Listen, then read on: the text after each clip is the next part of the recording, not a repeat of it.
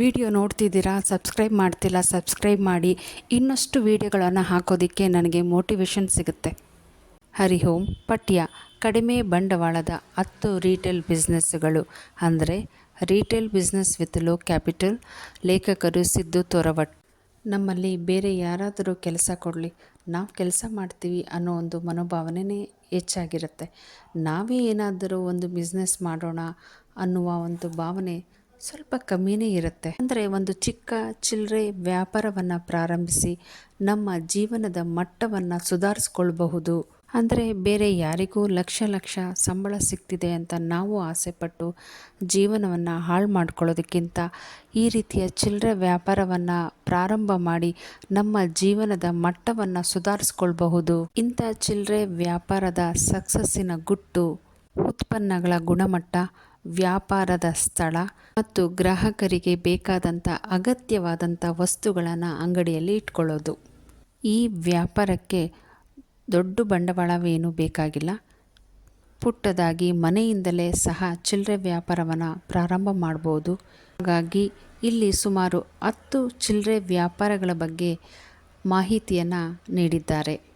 ಚಿಲ್ಲರೆ ವ್ಯಾಪಾರದಲ್ಲಿ ವಿವಿಧ ರೀತಿಯ ವ್ಯವಹಾರಗಳಿವೆ. ಇವುಗಳನ್ನು ವ್ಯಾಪಾರದ ಗಾತ್ರದ ಮೂಲಕ ವಿಂಗಡಿಸಬಹುದು. ಚಿಕ್ಕ ಚಿಲ್ಲರೆ ವ್ಯಾಪಾರ, departmental store, super market, online store, provision store, ಹೀಗೆ ಅನೇಕ. ಇದರಲ್ಲಿ ನಿಮಗೆ ಯಾವುದು ಆಸಕ್ತಿ ಇದೆಯೋ ಅದನ್ನು ಸೆಲೆಕ್ಟ್ ಮಾಡ್ಬೋದು. ವ್ಯಾಪಾರ ಆಗುವ ಮಟ್ಟ ಮತ್ತು ಹೂಡುವ ಬಂಡವಾಳದ ಆಧಾರದ ಮೇಲೆ ಬಿಸ್ನೆಸ್ಸನ್ನು ಸೆಲೆಕ್ಟ್ ಮಾಡಬಹುದು. ಲೋ ಕ್ಯಾಪಿಟಲ್ ಬಿಸ್ನೆಸ್ಸಿಂದನೇ ಜೀವನ ಮಾಡಬೇಕು ಅಂತ ಅಂದ್ಕೊಂಡಿರುವಂಥ ಯುವಕರಿಗೆ ಕೆಲವೊಂದು ವ್ಯಾಪಾರದ ಬಗ್ಗೆ ಮಾಹಿತಿಯನ್ನು ಕೊಟ್ಟಿದ್ದಾರೆ. ಅದನ್ನು ನೀವು ಸಹ ತಿಳ್ಕೊಳ್ಬೋದು. ಅಗತ್ಯ ಬಿದ್ದರೆ ಬೇರೆಯವರಿಗೂ ತಿಳಿಸಿ ಅವರ ಜೀವನದ ಮಟ್ಟವನ್ನು ಸುಧಾರಿಸಬೇಕು ಅನ್ನೋದೇ ಈ ಒಂದು ಲೆಸನ್ನಿನ ಮುಖ್ಯ ಉದ್ದೇಶ. ಕಿರಾಣಿ ಅಂಗಡಿ, ಗ್ರಾಸರಿ ಸ್ಟೋರ್. ಲಾಭದಾಯಕ ಚಿಲ್ಲರೆ ವ್ಯಾಪಾರದಲ್ಲಿ ಕಿರಾಣಿ ಅಂಗಡಿಯೂ ಕೂಡ ಒಂದು. ತುಂಬ ಕಡಿಮೆ ಬಂಡವಾಳವನ್ನು ಹೂಡಿ ಈ ಒಂದು ವ್ಯಾಪಾರವನ್ನು ಶುರು ಮಾಡಬಹುದು.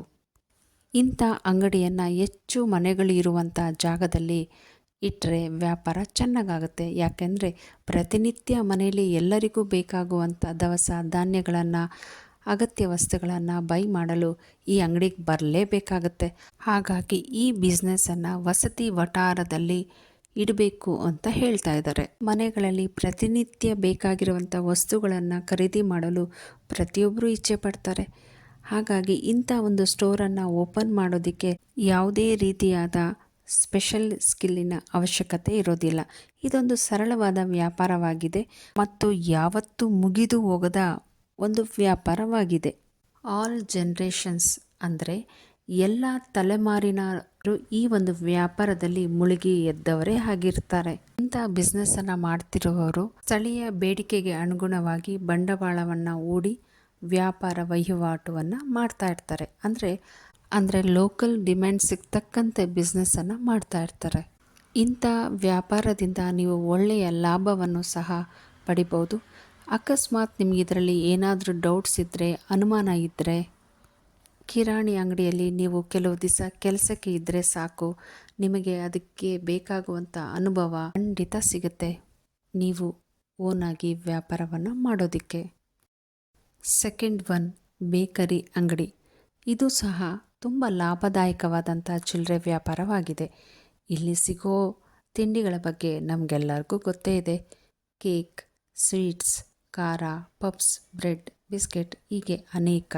ಇಂಥ ಬೇಕರಿಯಲ್ಲಿ ಸಿಗುವಂಥ ತಿಂಡಿಗಳಿಗೆ ಯಾವುದೇ ಹಬ್ಬ ಹರಿದಿನಗಳು, ಮದುವೆ ಕಾರ್ಯಗಳು, ಯಾವುದೇ ರೀತಿಯ ಫಂಕ್ಷನ್ ಇದ್ದರೂ ಕೂಡ ಬೇಕರಿ ತಿಂಡಿಯನ್ನು ಉಪಯೋಗ ಮಾಡ್ತೀವಿ. ಈ ಕೆಲಸಕ್ಕೆ ಮುಖ್ಯವಾಗಿ ಬೇಕಾಗಿರುವುದು ನಿಮ್ಮ ಕೈ ರುಚಿ. ಅಂದರೆ ನೀವು ತಯಾರು ಮಾಡುವಂಥ ತಿಂಡಿ ತುಂಬ ರುಚಿಯಾಗಿರಬೇಕು ಅಷ್ಟೇ. ಅದು ಜನರಿಗೆ ಇಷ್ಟ ಆದರೆ ಅವರು ಖಂಡಿತ ನಿಮ್ಮ ಅಂಗಡಿಗೆ ಬಂದೇ ಬರ್ತಾರೆ. ನಿಮಗೆ ಒಳ್ಳೆಯ ವ್ಯಾಪಾರ ಹಾಗೇ ಆಗುತ್ತೆ ಅಲ್ವಾ? ಸಿಹಿ ತಿನಿಸುಗಳನ್ನು ಮಾಡುವಲ್ಲಿ ನಿಮಗೆ ಇಂಟ್ರೆಸ್ಟ್ ಏನಾದರೂ ಇದ್ದರೆ ಅದು ನಿಮಗೆ ತುಂಬ ಲಾಭ ಬರುತ್ತೆ. ಅಂದರೆ ನೀವೇ ಸ್ವತಃ ಈ ತಿಂಡಿಗಳನ್ನು ಮಾಡಿದ್ರೆ ಇನ್ನಷ್ಟು ಲಾಭವನ್ನು ಮಾಡಬಹುದು. ಇಲ್ಲ ಅಂದರೆ ಬೇರೆ ಕಡೆಯಿಂದ ತಂದು ವ್ಯಾಪಾರವನ್ನು ಮಾಡಬಹುದು. ಈ ಥರ ಎಷ್ಟೊಂದು ಅಂಗಡಿಗಳನ್ನು ನೀವು ದಿನನಿತ್ಯ ಜೀವನದಲ್ಲಿ ನೋಡಿರ್ತೀರ ಅಲ್ವಾ? ಈ ಬಿಸ್ನೆಸ್ಸನ್ನು ನೀವು ಮನೆಯಿಂದನೂ ಸಹ ಶುರು ಮಾಡ್ಬೋದು, ಅಥವಾ ಯಾರಿಂದಲಾದರೂ ಫೈನಾನ್ಸನ್ನು ಪಡೆದು ಅಂಗಡಿಯನ್ನು ಇಟ್ಕೊಂಡು ಒಂದು ಒಳ್ಳೆಯ ವ್ಯಾಪಾರವನ್ನು ಮಾಡಬಹುದು. ಒಂದು ವೇಳೆ ನಿಮಗೆ ಬೇಕ್ರಿ ತಿಂಡಿಯನ್ನು ತಯಾರಿಸಿ ನೀವೇ ಮಾರಾಟ ಮಾಡಬೇಕು ಅಂತ ಏನಾದರೂ ಅಂದ್ಕೊಂಡ್ರೆ, ಇದಕ್ಕೆ ಬೇಕಾದಂಥ ಅನೇಕ ಟ್ರೈನಿಂಗ್ ಸೆಂಟರ್ಸ್ ಇದೆ. ಅಲ್ಲಿ ಹೋಗಿ ಟ್ರೈನಿಂಗನ್ನು ಪಡೆದು ತಿಂಡಿಗಳನ್ನು ಚೆನ್ನಾಗಿ ನೀವೇ ತಯಾರು ಮಾಡಿ ಅಂಗಡಿಯಲ್ಲಿಟ್ಟು ಮಾರಾಟವನ್ನು ಸಹ ಮಾಡಬಹುದು. ಇದೊಂದು ಲಾಭದಾಯಕವಾದಂತಹ ಬಿಸ್ನೆಸ್ ಆಗಿದೆ. ಥರ್ಡ್ ಒನ್, ಐಸ್ ಕ್ರೀಮ್ ಅಂಗಡಿ. ಐಸ್ ಕ್ರೀಮ್ ಮತ್ತು ಅದಕ್ಕೆ ಸಂಬಂಧ ಇರುವ ಉತ್ಪನ್ನಗಳು ವ್ಯಾಪಾರ ಲಾಭದಾಯಕವಾದರೂ ಗುಣಮಟ್ಟದ ಉತ್ಪಾದನೆಗಳನ್ನು ಆರಿಸಬೇಕಾಗತ್ತೆ. ಐಸ್ ಕ್ರೀಮ್ ರಿಲೇಟೆಡ್ ಪ್ರಾಡಕ್ಟ್ಸಿಂದ ಇನ್ಕಮ್ ತುಂಬಾ ಸಿಗುತ್ತೆ. ಜೊತೆಗೆ ಫೇಮಸ್ ಐಸ್ ಕ್ರೀಮ್ ಕಂಪನಿಯ ಫ್ರ್ಯಾಂಚೈಸನ್ನು ಸಹ ನಾವು ತಗೊಳ್ಬಹುದು. ಅಥವಾ ನಮಗೆ ಬರುತ್ತೆ ಅಂದರೆ ನಾವೇ ಸ್ವತಃ ಐಸ್ ಕ್ರೀಮನ್ನು ತಯಾರು ಸಹ ಮಾಡಬಹುದು. ಇದಕ್ಕೇನು ಹೆಚ್ಚಿನ ಬಂಡವಾಳದ ಅವಶ್ಯಕತೆ ಇರೋದಿಲ್ಲ. ಇದನ್ನು ಸ್ವತಂತ್ರವಾಗಿ ನಿಮ್ಮದೇ ಆದ ಒಂದು ರಿಟೇಲ್ ಅಂಗಡಿಯನ್ನು ಇಟ್ಕೊಂಡು ಈ ಒಂದು ಬಿಸ್ನೆಸ್ಸನ್ನು ಶುರು ಮಾಡಬಹುದು. ಇಲ್ಲ ಅಂದರೆ ನಿಮ್ಮದೇ ಏನಾದರೂ ತರಕಾರಿ ಅಂಗಡಿ ಇದ್ದರೆ ಅಥವಾ ಬೇಕ್ರಿ ಇದ್ದರೆ, ದಿನಸಿ ಅಂಗಡಿ ಇದ್ದರೆ ಅಲ್ಲೂ ಸಹ ಐಸ್ ಕ್ರೀಮನ್ನು ಇಟ್ಟು ವ್ಯಾಪಾರವನ್ನು ಮಾಡಬಹುದು. ಇದರ ಜೊತೆಗೆ ಇನ್ನೂ ಕೆಲವೊಂದು ಆಪರ್ಚುನಿಟಿ ಇದೆ. ಅದೇನಪ್ಪ ಅಂದರೆ ಈ ಬಿಸ್ನೆಸ್ಸನ್ನು ಎಕ್ಸ್ಪೆಂಡ್ ಮಾಡಬಹುದು. ಯಾವ ರೀತಿ ಅಂದರೆ ಕೇಟ್ರಿಂಗ್ ಕೊಡ್ಬೋದು, ನಾಮಕರಣ, ಹುಟ್ಟುಹಬ್ಬ, ಮದುವೆ, ಅನೇಕ ಸಭೆ ಸಮಾರಂಭಗಳಿಗೆ ಸಪ್ಲೈ ಮಾಡಿ ಈ ಬಿಸ್ನೆಸ್ಸನ್ನು ಎಕ್ಸ್ಪೆಂಡ್ ಮಾಡ್ಕೊಳ್ಬಹುದು. ಕೆಲವೊಮ್ಮೆ ಕೇಟ್ರಿಂಗ್ ಅವ್ರ ಜೊತೆ ನೀವು ಯಾವಾಗಲೂ ಸಂಪರ್ಕವನ್ನು ಇಟ್ಕೊಂಡ್ರೆ ಅವರು ಸತತವಾಗಿ ನಿಮಗೆ ಆರ್ಡರ್ಸನ್ನು ಕೊಡ್ತಾ ಇರ್ತಾರೆ. ಆಗ ನಿಮಗೆ ಕಂಟಿನ್ಯೂಸ್ ಬಿಸ್ನೆಸ್ ಇದ್ದೇ ಇರುತ್ತೆ. ಈ ರೀತಿಯ ಲಾಭವನ್ನೆಲ್ಲ ಈ ಒಂದು ಬಿಸ್ನೆಸ್ ಮೂಲಕ ನೀವು ಪಡ್ಕೊಳ್ಬಹುದು. ಫೋರ್ತ್ ಒನ್, ತರಕಾರಿ ಅಂಗಡಿ, ವೆಜಿಟೇಬಲ್ ಶಾಪ್. ಭಾರತದಲ್ಲಿ ತರಕಾರಿ ವ್ಯಾಪಾರ ಬಹಳ ಪ್ರಾಮುಖ್ಯತೆಯನ್ನು ಪಡೆದಿದೆ. ಅದರಲ್ಲೂ ತರಕಾರಿಯನ್ನೇನಾದರೂ ಸಾವಯವವಾಗಿ ಬೆಳೆದರೆ ತುಂಬ ಬೇಡಿಕೆ ಇದೆ. ಅಂದರೆ ಆರ್ಗ್ಯಾನಿಕ್ ಫಾರ್ಮಿಂಗ್. ಈ ಕೆಲಸವನ್ನು ನಾವು ಯಾವ ರೀತಿ ಬೇಕಾದರೂ ಪ್ರಾರಂಭಿಸಬಹುದು. ಸ್ವಂತವಾಗಿ ಅಥವಾ ಒಂದು ಅಂಗಡಿಯನ್ನು ತಗೊಂಡು ಬಾಡಿಗೆ ಕಟ್ಟಿ ನಾವು ಶುರು ಮಾಡಬಹುದು. ಈ ವ್ಯಾಪಾರವು ತುಂಬ ಲಾಭದಾಯಕವಾಗಿದೆ. ಅದರಲ್ಲೂ ನೀವೇನಾದರೂ ಪ್ರತಿದಿನ ರೈತರಿಂದ ತರಕಾರಿಯನ್ನು ತಗೊಂಡು ನೀವೇ ನೇರವಾಗಿ ಬಿಸ್ನೆಸ್ಸನ್ನು ಮಾಡೋದಿದ್ರೆ ಇನ್ನಷ್ಟು ಲಾಭ ನಿಮಗೆ ಸಿಗುತ್ತೆ. ಅಂದರೆ ಮೀಡಿಯೇಟರ್ಗೆ ನೀವು ಕೊಡಬೇಕಾದಂಥ ಕಮಿಷನ್ನು ನಿಮಗೆ ತುಂಬಾ ಸೇವ್ ಆಗುತ್ತೆ. ನೀವು ಹಳ್ಳಿಯಲ್ಲೇ ಇರಲಿ, ಪೇಟೆಯಲ್ಲೇ ಇರಲಿ, ಜನ ಓಡಾಡುವಂಥ ಸ್ಥಳವಾಗಿರಬೇಕು ಮತ್ತು ತರಕಾರಿಯನ್ನು ಇಟ್ಕೊಂಡು ಮಾರಾಟ ಮಾಡೋಕ್ಕೆ ಸೂಕ್ತವಾದ ಜಾಗ ಆಗಿದ್ದರೆ ಸಾಕು. ನಿಮ್ಮ ಬಿಸ್ನೆಸ್ ತುಂಬಾ ಪ್ರಾಫಿಟ್ಫುಲ್ ಆಗಿರುತ್ತೆ. ಕೆಲವರಿಗೆ ಅನ್ನಿಸ್ಬೋದು ಇದೇನು ಮಹಾ ವ್ಯಾಪಾರನ ಅಂತ. ವ್ಯಾಪಾರ ಚಿಕ್ಕದಾಗಿರ್ಬೋದು, ದೊಡ್ಡದಾಗಿರಬಹುದು. ಲೈಫ್ ಲೀಡ್ ಮಾಡೋದಕ್ಕೆ ಅಂದರೆ ಹೊಟ್ಟೆಪಾಡಿಗೆ ಮಾಡುವಂಥ ಎಲ್ಲ ಉದ್ಯೋಗ ವ್ಯವಹಾರಗಳು ಸಮಾನ ಗೌರವದಿಂದ ಕೂಡಿರುತ್ತೆ. ಅಂದರೆ ಆಲ್ ಜಾಬ್ ಈಕ್ವಲಿ ರೆಸ್ಪೆಕ್ಟ್ಫುಲ್. ಇದರಲ್ಲಿ ಯಾವುದೂ ಮೇಲಲ್ಲ, ಯಾವುದೂ ಕೀಳಲ್ಲ. ನಮ್ಮ ಶಕ್ತಿ ಸಾಮರ್ಥ್ಯಕ್ಕೆ ತಕ್ಕ ಹಾಗೆ ನಾವು ದುಡಿಯೋದನ್ನು ಕಲಿಬೇಕು ಅಷ್ಟೇ. ಟೀ ಅಂಗಡಿ, ಟೀ ಶಾಪ್. ಅತ್ಯಂತ ಕಡಿಮೆ ಬಂಡವಾಳ ಮತ್ತು ಕಡಿಮೆ ಶ್ರಮ ಹೊಂದಿರುವಂಥ ಚಿಲ್ಲರೆ ವ್ಯಾಪಾರ ಅಂದರೆ ಟೀ ಶಾಪ್. ಅಂದರೆ very low investment and low effort. ಅಂಗಡಿಯನ್ನು ಯಾವ ಸ್ಥಳದಲ್ಲಿ ಇಡಬೇಕು, ಯಾವ ರೀತಿಯ ವ್ಯಾಪಾರವನ್ನು ಮಾಡಿದ್ರೆ ನಿಮಗೆ ಪ್ರತಿದಿನ ಕಸ್ಟಮರ್ಸು ರೆಗ್ಯುಲರ್ ಆಗಿ ಬರ್ತಾರೆ ಅನ್ನೋದನ್ನು ಮೊದಲು ತಿಳ್ಕೊಂಡು ಶುರು ಮಾಡಿದ್ರೆ ಖಂಡಿತ ಈ ಬಿಸ್ನೆಸ್ಸು ತುಂಬ ಲಾಭದಾಯಕವಾಗಿರುತ್ತೆ. ಇದನ್ನು ನೀವು ಸ್ವಂತ ಅಂಗಡಿಯಾಗಿ ಪ್ರಾರಂಭ ಮಾಡಬಹುದು ಅಥವಾ ಯಾವುದಾದರೂ ಬ್ರ್ಯಾಂಡ್ ಫ್ರಾಂಚೈಸನ್ನು ತಗೊಂಡು ಈ ಒಂದು ಶಾಪನ್ನು ಓಪನ್ ಮಾಡ್ಬೋದು. Sixth one, hardware shop. ಚಿಕ್ಕ ಹಾರ್ಡ್ವೇರ್ ಅಂಗಡಿಯನ್ನು ಮನೆ ಇರುವಂಥ ಜಾಗಗಳಾಗಿರ್ಬೋದು ಅಥವಾ ಆಫೀಸ್ ಸುತ್ತಮುತ್ತಲಿನಲ್ಲಿ ಈ ಒಂದು ಬಿಸ್ನೆಸ್ಸನ್ನು ಶುರು ಮಾಡಬಹುದು. ಇದು ಸಹ ತುಂಬ ಪ್ರಾಫಿಟ್ಫುಲ್ ಬಿಸ್ನೆಸ್ ಆಗಿರುತ್ತೆ. ಇದು ಕನ್ಸ್ಟ್ರಕ್ಷನ್ಗೆ ಬೇಕಾಗಿರುವಂಥ ಮೆಟೀರಿಯಲ್ಸ್ ಆಗಿರೋ ಕಾರಣ ಡೆವಲಪ್ಮೆಂಟ್ ಆಗ್ತಿರುವಂಥ ಏರಿಯಾಗಳಲ್ಲಿ ಕನ್ಸ್ಟ್ರಕ್ಷನ್ ಯೂಶಲಿ ನಡೀತಾನೆ ಇರುತ್ತೆ. ಅಂಥ ಲೊಕೇಶನಲ್ಲಿ ಈ ಒಂದು ಶಾಪನ್ನು ಓಪನ್ ಮಾಡಿದ್ರೆ ತುಂಬಾ ಲಾಭ ಆಗುವಂಥ ಒಂದು ಬಿಸ್ನೆಸ್ ಆಗುತ್ತೆ. ಹಾರ್ಡ್ವೇರ್ ಮೆಟೀರಿಯಲ್ಸ್ ಜೊತೆಗೆ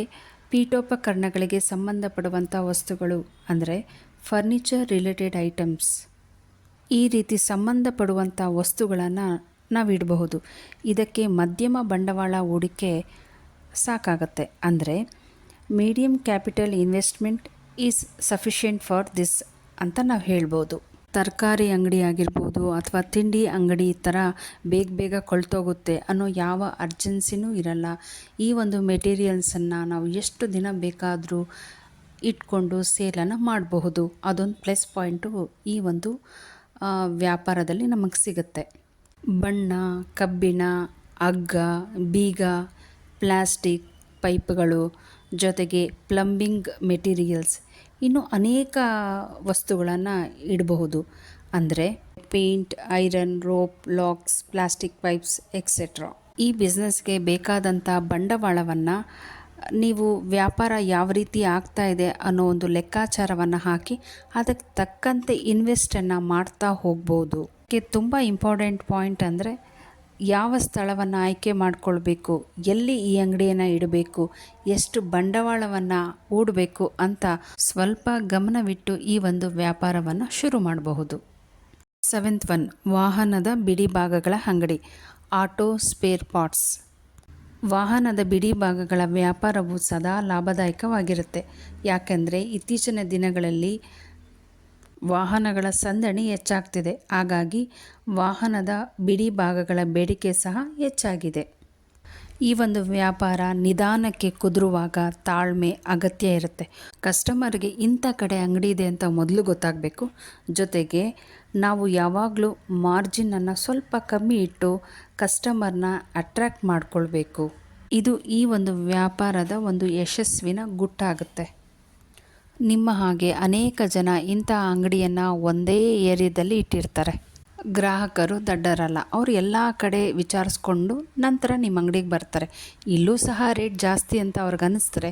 ಹೇಗಿದ್ದರೂ ಅವ್ರು ಗಾಡಿಯಲ್ಲೇ ಬಂದಿರ್ತಾರೆ. ಅಲ್ಲಿಂದ ಇನ್ನೂ ಒಂದು 2-3 ಕಿಲೋಮೀಟ್ರ್ ದೂರ ಆದರೂ ಪರವಾಗಿಲ್ಲ, ಗಾಡಿಯಲ್ಲಿ ಹೋಗಿ ಆರಾಮ್ಸೆ ತೊಗೊಂಡು ಹೋಗ್ತಾರೆ. ಹಾಗಾಗಿ ಒಳ್ಳೆಯ ಕಡಿಮೆ ಬೆಲೆ ವಸ್ತುಗಳು ಸಿಗುತ್ತೆ ಅಂತ ಗ್ರಾಹಕರಿಗೆ ಗೊತ್ತಾದರೆ ಅವರು ಸ್ವಲ್ಪ ದೂರ ಆದರೂ ಪರವಾಗಿಲ್ಲ ಹೋಗಿ ತೊಗೊಂಡು ಬರ್ತಾರೆ. ಈ ರೀತಿ ನಂಬಿಕೆಯನ್ನು ಉಳಿಸ್ಕೊಳ್ಬೇಕಾಗತ್ತೆ ಈ ಒಂದು ವ್ಯಾಪಾರದಲ್ಲಿ. ಇನ್ನೊಂದು ಮುಖ್ಯವಾದ ಪಾಯಿಂಟ್ ಅಂದರೆ ಕೆಲವರು ಬ್ರ್ಯಾಂಡೆಡ್ ಪಾರ್ಟ್ಸೇ ಬೇಕು ಅಂತ ಕೇಳ್ತಾರೆ. ಇನ್ನು ಕೆಲವರು ನಮಗೆ ಬ್ರ್ಯಾಂಡೆಡ್ ಇಲ್ದಿದ್ರೂ ಪರವಾಗಿಲ್ಲ, ಸ್ವಲ್ಪ ರೇಟ್ ಕಮ್ಮಿ ಇರಬೇಕು, ಒಳ್ಳೆ ಗುಣಮಟ್ಟದ್ದು ಆಗಿರಬೇಕು ಅಂತ ಕೇಳ್ತಾರೆ. ಹಾಗಾಗಿ ಈ ರೀತಿಯ ಒಂದು ವ್ಯಾಪಾರವನ್ನು ನಾವು ಶುರು ಮಾಡಬೇಕು ಅಂದರೆ ಎಲ್ಲ ರೀತಿಯ ಬ್ರ್ಯಾಂಡೆಡ್ ಮತ್ತು ಬ್ರ್ಯಾಂಡೆಡ್ ಅಲ್ಲದ ಪಾರ್ಟ್ಸ್ಗಳನ್ನು ಇಟ್ಕೊಳ್ಳೋದು ತುಂಬ ಉತ್ತಮ ಆಗಿರುತ್ತೆ. 8th one, IT hardware store. IT hardware store ಅಂದರೆ ನಮಗೆ ಮೊದಲು ನೆನಪಾಕೋದು ಲ್ಯಾಪ್ಟಾಪ್ಗಳಾಗಿರ್ಬೋದು, desktop, hard disk, mouse, speaker etcetera. ಈ ಒಂದು ವ್ಯಾಪಾರದಲ್ಲಿ ನೀವು ಸಕ್ಸಸ್ಸನ್ನು ಕಾಣಬೇಕು ಅಂದರೆ ಮುಖ್ಯವಾಗಿರೋದು ಅಂದರೆ ಅಂಗಡಿ ಯಾವ ಸ್ಥಳದಲ್ಲಿ ಇಡಬೇಕು, ಅಂದರೆ ಜನಸಂಖ್ಯೆ ಮತ್ತು ವಸ್ತುಗಳಿಗಿರುವಂತಹ ಬೇಡಿಕೆಯನ್ನು ಅಂದಾಜು ಮಾಡಿ ನಾವು ಈ ಒಂದು ಅಂಗಡಿಯನ್ನು ಶುರು ಮಾಡಬೇಕಾಗತ್ತೆ. ಇದಕ್ಕೆ ಸ್ವಲ್ಪ ಬಂಡವಾಳ ಜಾಸ್ತಿ ಬೇಕಾಗುತ್ತೆ. ಕೆಲವೊಂದು ಸಲ ಕಡಿಮೆ ಬಂಡವಾಳದಲ್ಲೂ ಶುರು ಮಾಡ್ಬೋದು. ಆದರೂ ಸಹ ಬೇರೆ ವ್ಯಾಪಾರಕ್ಕೆ ಕಂಪೇರ್ ಮಾಡಿದ್ರೆ ಇದಕ್ಕೆ ಸ್ವಲ್ಪ ಬಂಡವಾಳ ಜಾಸ್ತಿ ಬೇಕಾಗುತ್ತೆ. ಈ ಹಾರ್ಡ್ವೇರ್ ಶಾಪಲ್ಲಿ ಕೆಲಸಕ್ಕೆ ಇಟ್ಕೊಳ್ಳುವಂಥ ವ್ಯಕ್ತಿ ಅಂದರೆ ಅಸಿಸ್ಟೆಂಟ್ಗೂ ಸಹ ವ್ಯಾಪಾರದ ಜ್ಞಾನ ಇರಬೇಕು. ಜೊತೆಗೆ ವಿಷಯ ಆಧಾರಿತ ಜ್ಞಾನ ಕೂಡ ಇರುವಂಥ ಅಗತ್ಯ ತುಂಬಾ ಇರುತ್ತೆ. ಯಾಕೆ ಅಂದರೆ ಕಸ್ಟಮರ್ ಬಂದು ಯಾವುದಾದ್ರೂ ಒಂದು ವಸ್ತು ಬಗ್ಗೆ ಕೇಳಿದಾಗ ಅದನ್ನು ಸರಿಯಾಗಿ ಅವ್ರಿಗೆ ಆಪ್ತ ಸಲಹೆಯನ್ನು ನೀಡಬೇಕು. ಅಂದರೆ ಯಾವ್ದು ತೊಗೊಂಡ್ರೆ ಏನು ಬೆನಿಫಿಟ್ಸ್ ಇರುತ್ತೆ, ಅದರಿಂದ ಏನು ಯೂಸು, ಯಾವುದು ಬ್ರ್ಯಾಂಡು, ಹೀಗೆ ಅನೇಕ ಮಾಹಿತಿಗಳು ಮಾರುವಂಥ ವ್ಯಕ್ತಿಗೆ ತಿಳಿದಿರಬೇಕಾಗತ್ತೆ. ಜೊತೆಗೆ ಮಾರಾಟವಾದ ನಂತರ ಸರ್ವಿಸನ್ನು ಮಾಡಿಕೊಡುವಂಥ ವ್ಯವಸ್ಥೆ ಕೂಡ ಇದ್ದರೆ ತುಂಬಾ ಒಳ್ಳೆಯದು. ಇದರಿಂದ ನಿಮ್ಮ ಮತ್ತು ಗ್ರಾಹಕರ ನಡುವೆ ಉತ್ತಮವಾದ ಸಂಬಂಧ ಬೆಳೆಯುತ್ತದೆ. ಒಟ್ಟಾರೆಯಾಗಿ ಇದು ಕೂಡ ಲಾಭದಾಯಕವಾದಂಥ ವ್ಯಾಪಾರವಾಗಿದೆ. 9th, ಉಡುಗೊರೆ ಅಂಗಡಿ, ಗಿಫ್ಟ್ ಶಾಪ್. ಉಡುಗೊರೆ ಅಂಗಡಿ ಇದು ಕೂಡ ಒಂದು ಲಾಭದಾಯಕವಾದಂಥ ವ್ಯಾಪಾರವಾಗಿದೆ. ಸಾಮಾನ್ಯವಾಗಿ ಈ ಒಂದು ಅಂಗಡಿ ನಗರಗಳಲ್ಲಿ ಅಂದರೆ ಸಿಟಿಯಲ್ಲಿ ಇಟ್ಟಾಗ ನಾವು ಹೆಚ್ಚು ಲಾಭವನ್ನು ಮಾಡಬಹುದು. ಉಡುಗೊರೆಯನ್ನು ಸಾಮಾನ್ಯವಾಗಿ ಎಲ್ಲ ಕಾಲದಲ್ಲೂ ಬೈ ಮಾಡ್ತಾರೆ. ಎಕ್ಸಾಂಪಲ್ ಮದುವೆ, ಆ್ಯನಿವರ್ಸರಿ, ಬರ್ತಡೇ ಹೀಗೆ ಅನೇಕ ಸಮಾರಂಭಗಳಲ್ಲಿ ಗಿಫ್ಟನ್ನು ಬೈ ಮಾಡ್ತೀವಿ, ಕೊಡ್ತೀವಿ, ತಗೊಳ್ತೀವಿ. ಹೀಗೆ ಇದಕ್ಕೆ ಎಲ್ಲ ಕಾಲದಲ್ಲೂ ಡಿಮ್ಯಾಂಡ್ ಇದ್ದೇ ಇರುತ್ತೆ. ಜೊತೆಗೆ ನೆಂಟರಿಷ್ಟರ ಮನೆಗೆ ಭೇಟಿ ಕೊಡುವಾಗ, ದೊಡ್ಡ ವ್ಯಕ್ತಿಗಳನ್ನು ನಾವು ಮೀಟ್ ಮಾಡುವಾಗ, ಅಷ್ಟೇ ಯಾಕೆ ಪ್ರೇಮಿಗಳು ಸಹ ಒಬ್ಬರನ್ನೊಬ್ಬರು ಮೀಟ್ ಮಾಡುವಾಗ ಗಿಫ್ಟನ್ನು ತಗೊಂಡು ಹೋಗ್ತಾರೆ. ಹಾಗಾಗಿ ಉಡುಗೊರೆ ಅಂಗಡಿಗಳಲ್ಲಿ ವ್ಯಾಪಾರ ಹಾಗೇ ಆಗುತ್ತೆ. ಅದರಲ್ಲೂ ಇತ್ತೀಚಿನ ದಿನಗಳಲ್ಲಿ ಜನರು ಆಕರ್ಷಕ ವಸ್ತುಗಳನ್ನು ಇಟ್ಟರೆ ವ್ಯಾಪಾರ ಡೆಫಿನೆಟ್ಲಿ ಆಗುತ್ತೆ. ಯಾವುದೇ ರೀತಿಯ ಡೌಟ್ಸ್ ಬೇಡ. ಅಂದರೆ ಗಿಫ್ಟು ತುಂಬ ಅಟ್ರಾಕ್ಟಿವ್ ಆಗಿದ್ದರೆ ಬೈ ಮಾಡಬೇಕು ಅಂತ ಎಂಥವ್ರಿಗೆ ಆದರೂ ಮನಸ್ಸು ಬಂದೇ ಬರುತ್ತೆ. ಅದು ಈ ಒಂದು ಬಿಸ್ನೆಸ್ನ ಪ್ಲಸ್ ಪಾಯಿಂಟೂ ಆಗ್ಬೋದು. ಈ ಒಂದು ವ್ಯಾಪಾರಕ್ಕೂ ಸಹ ಯಾವ ಜಾಗದಲ್ಲಿ ಅಂಗಡಿ ಇಡಬೇಕು ಅನ್ನೋದು ಮುಖ್ಯ ಆಗುತ್ತೆ. ಬ್ಯಾಂಗಲ್ ಸ್ಟೋರ್ ಅಂಗಡಿಯಲ್ಲೂ ಕೂಡ ಗಿಫ್ಟ್ ಐಟಮ್ಸನ್ನು ಇಟ್ಟಾಗ ಒಳ್ಳೆ ವ್ಯಾಪಾರ ಆಗುತ್ತೆ.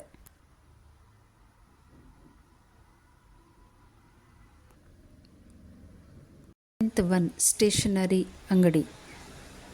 ಈ ಒಂದು ಸ್ಟೇಷ್ನರಿ ಅಂಗಡಿಯಲ್ಲಿ ನಮಗೆಲ್ಲರಿಗೂ ಗೊತ್ತಿರೋ ಹಾಗೆ ಬುಕ್ಸ್, ಪೆನ್, ಪೆನ್ಸಿಲ್, ಇರೇಸರ್ ಎಲ್ಲ ರೀತಿಯ ಐಟಮ್ಸ್ ಸಿಗುತ್ತೆ. ಇಂಥ ಒಂದು ಅಂಗಡಿ ಸಾಮಾನ್ಯವಾಗಿ ಎಲ್ಲೇ ಇಟ್ಟರೂ ಬಿಸ್ನೆಸ್ ಆಗೇ ಆಗುತ್ತೆ. ಇದನ್ನು ಆದಷ್ಟು ಶಾಲೆ ಹತ್ತಿರ, ಆಫೀಸುಗಳ ಹತ್ರ ಇಟ್ಟಾಗ ಸ್ವಲ್ಪ ಬಿಸ್ನೆಸ್ ಜಾಸ್ತಿ ಆಗುತ್ತೆ. ಇನ್ನೂ ಕೆಲವು ಕಡೆ ಸ್ಕೂಲ್ ಹತ್ರನೇ ಒಂದು ಅಂಗಡಿಯನ್ನು ಇಟ್ಕೊಳ್ಳೋಕ್ಕೆ ಅಂತ ಅವಕಾಶವನ್ನು ಮಾಡಿಕೊಡ್ತಾರೆ. ಆಗ ಒಳ್ಳೆಯ ಒಂದು ಬಿಸ್ನೆಸ್ಸನ್ನು ನಾವು ಮಾಡ್ಬೋದಾಗತ್ತೆ. ಇದಕ್ಕೆ ಯಾವುದೇ ರೀತಿಯಾದ ವಿಶೇಷವಾದ ಕೌಶಲ್ಯ ಕೂಡ ಬೇಕಾಗಿಲ್ಲ. ಅಂದರೆ ಟ್ರೈನಿಂಗ್ ಬೇಕಾಗಿಲ್ಲ, ಕೆಲಸ ಕಲಿಬೇಕನ್ನೋದಿಲ್ಲ. ಇಲ್ಲಿ ಬೇಕಾಗಿರೋದು ಮುಖ್ಯವಾಗಿ ಅಂದರೆ ಗುಣಮಟ್ಟವಾದ ವಸ್ತುಗಳನ್ನು ಇಡಬೇಕು. ಬ್ರ್ಯಾಂಡೆಡ್ ವಸ್ತುಗಳು ತುಂಬಾ ಇಂಪಾರ್ಟೆಂಟ್ ಆಗುತ್ತೆ.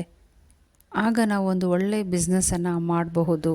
ಜೊತೆಗೆ ಮಕ್ಕಳಿಗೆ ಬೇಕಾದಂಥ ಎಲ್ಲ ವಸ್ತುಗಳು, ಅವ್ರಿಗೆ ಅಟ್ರ್ಯಾಕ್ಟ್ ಆಗುವಂಥ ಪೆನ್, ಪೆನ್ಸಿಲ್ ಹೀಗೆ ಅನೇಕ ವಸ್ತುಗಳನ್ನು ನಾವು ಇಟ್ಟು ಒಳ್ಳೆ ಬಿಸ್ನೆಸ್ಸನ್ನು ಇದರಲ್ಲಿ ನಾವು ಮಾಡಬಹುದು. ನಾವು ಇಂಪಾರ್ಟೆಂಟಾಗಿ ನೋಡ್ಕೊಳ್ಬೇಕಾಗಿರೋದೇನು ಅಂದರೆ, ನಾವು ಅಂಗಡಿ ಇಟ್ಟಾಗ ಅಂಗಡಿಗೆ ನಾವು ಬಾಡಿಗೆ ಕಟ್ಟೋಕ್ಕೆ ಸಾಧ್ಯವಾಗುತ್ತಾ ಅನ್ನೋದನ್ನು ಮೊದಲು ನೋಡ್ಕೊಳ್ಬೇಕು. ಜೊತೆಗೆ ಶ್ರದ್ಧೆ, ಪ್ರಾಮಾಣಿಕತೆ ಮತ್ತು ಏಕಾಗ್ರತೆ ಇದೆಲ್ಲ ಸಹ ಈ ಸಣ್ಣ ವ್ಯಾಪಾರದಲ್ಲೂ ಬೇಕಾಗತ್ತೆ. ಇದೆಲ್ಲ ಇದ್ದರೆ ಇಂಥ ವ್ಯಾಪಾರದಲ್ಲೂ ಸಹ ನಾವು ಒಳ್ಳೆಯ ಜೀವನೋಪಾಯವನ್ನು ಕಂಡುಕೊಳ್ಬೋದು. ನಮಗೆ ಹಠ, ಛಲ ಇದೆಲ್ಲ ಇದ್ದಾಗ ಒಂದು ಒಳ್ಳೆಯ ವ್ಯಾಪಾರವನ್ನು ನಾವು ಶುರು ಮಾಡಬಹುದು. ವ್ಯಾಪಾರ ಶುರು ಮಾಡಿದಾಗ ಸಣ್ಣ ಪುಟ್ಟ ಪ್ರಾಬ್ಲಮ್ಸ್ ಬಂದೇ ಬರುತ್ತೆ.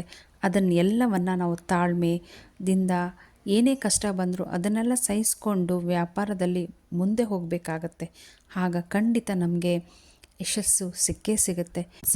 ಸ್ಥಳೀಯ ತಂಟೆಕೋರರು, ಪುಡಿ ರೌಡಿಗಳು ನಿಮಗೆ ತೊಂದರೆ ಕೊಡೋದಕ್ಕೆ ಬರ್ಬೋದು. ಆಗಲೂ ಸಹ ಧೈರ್ಯದಿಂದ ಆ ಒಂದು ಸಂದರ್ಭವನ್ನು ನಿಭಾಯಿಸಿ ಯಶಸ್ಸನ್ನು ಕಾಣಬಹುದಾಗಿದೆ.